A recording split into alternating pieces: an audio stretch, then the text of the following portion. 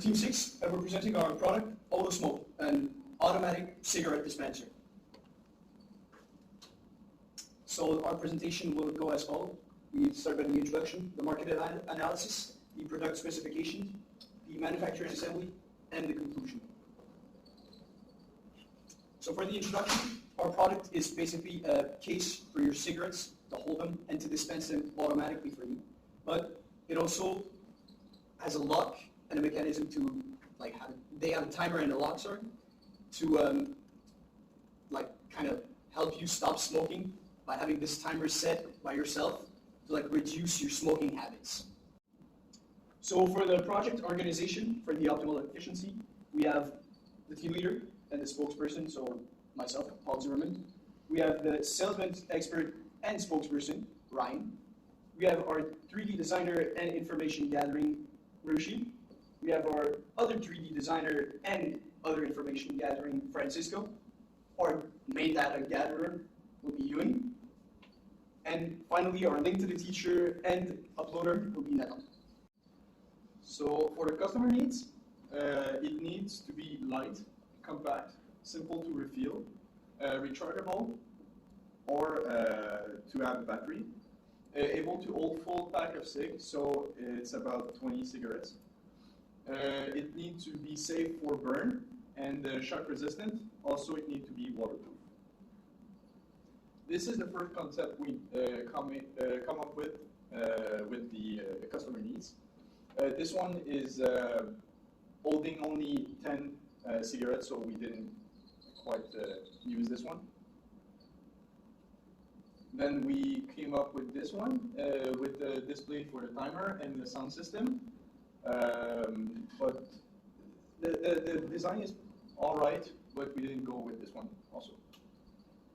This is another alteration of the design we just saw without the display in the timer in the sound alarm, but it's almost the same.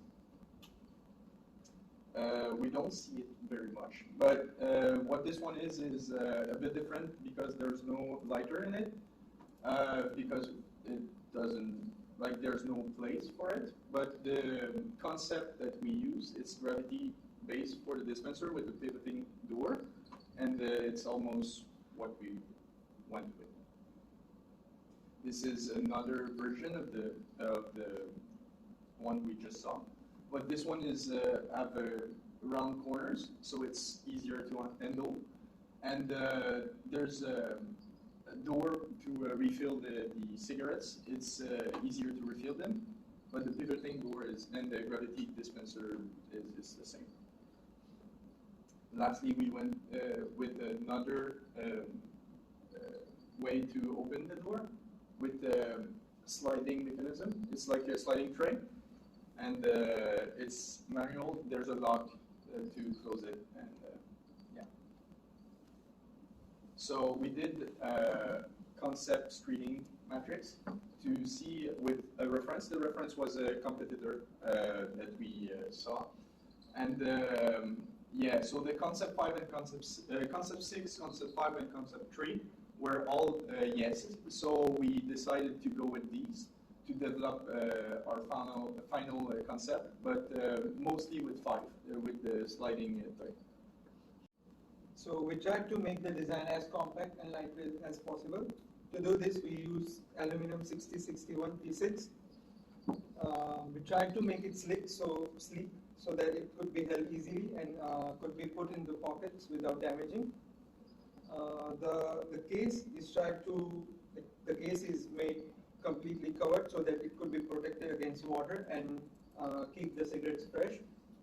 The opening of the case is angled at 155 degrees so that the user can't drop the cigarette straight in the case, and it also doesn't allow the users to open the lid and access the cigarettes from the top. The internal design is the same as it's shown in the design idea 5 and 6. It allows the cigarettes to fall in the tray one at a time without stacking, so it doesn't get blocked.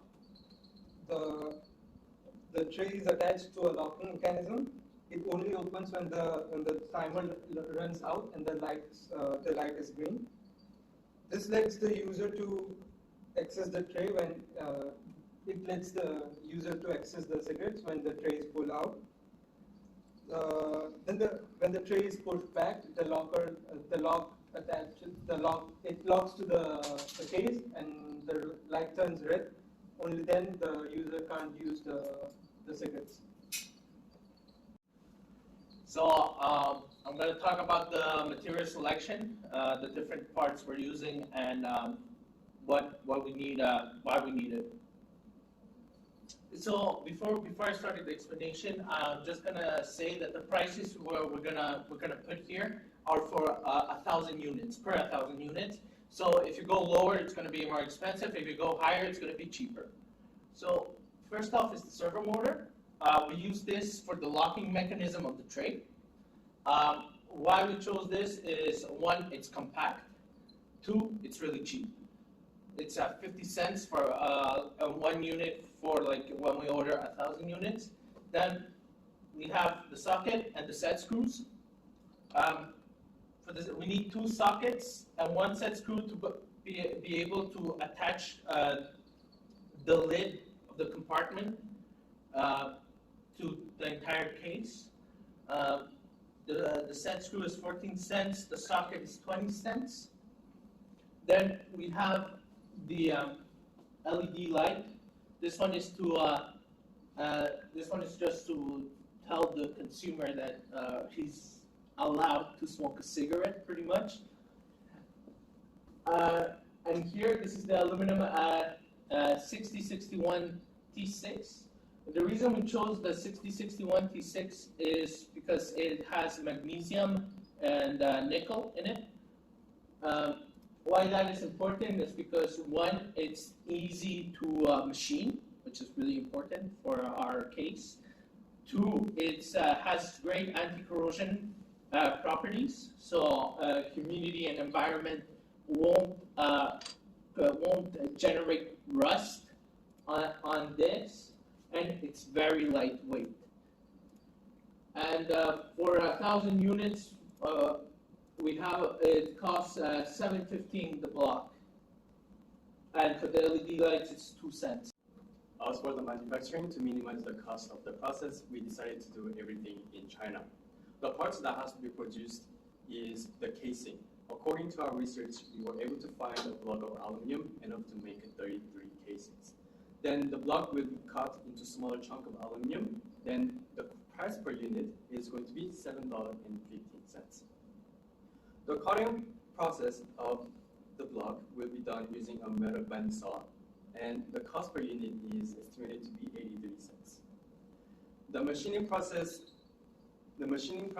that we will use for the shape of our casing is estimated to be $4.98, and we will be using a CNC machine. And as for the sleeve that is going to be put on the casing, we were able to find a manufacturer from China capable of customize it for 10 cents a unit.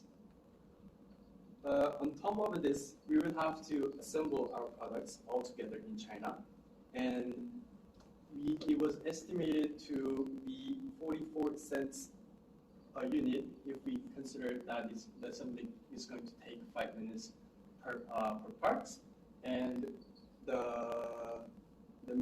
average salary for production worker in China is estimated to be 28 yuan per hour. So for the total cost of productions, we arrived at a total price of $17.40. This price, the $13, represents the price of manufacturing plus the piece of aluminum. This one is basically the parts, so the LED, the screws, the motor. For this one, it represents the price of assembly, and 0.18 represents the price of shipping from China to Montreal port. We are planning to sell it for around $40. Then we also try to include an in-service support. So this way, As for the in-service support, we want to include a manufacturing warranty for 1 year. This will eventually allow users to have a new product in case they get a defective one. We estimated that at most 5% of our product will be defective, so we calculated the cost of the loss and divided it by the number of the production, which is 1,000, and added to the cost per unit so that we can maximize our return. This was calculated to be 94 cents per unit, and this is going to be added to the total cost, and which is now 1950.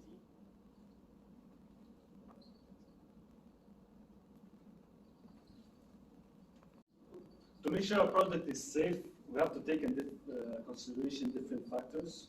First, the durability. So the product needs to basically withstand light shock and need to be easy to clean. Safety. The dispenser must not overheat, because if it's in the pocket and it overheats, it may be a danger.